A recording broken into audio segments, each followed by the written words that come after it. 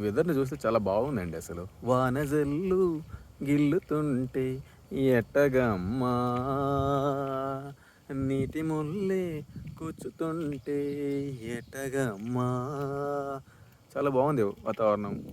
ఆహ్లాదంగా, అందంగా, అద్భుతంగా, హ్మ్, ఉత్సాహంగా, ఆ!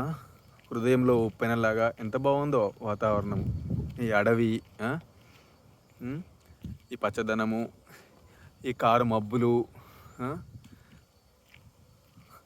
Tar road. ఆహా! ఎంత బాగుందసలు.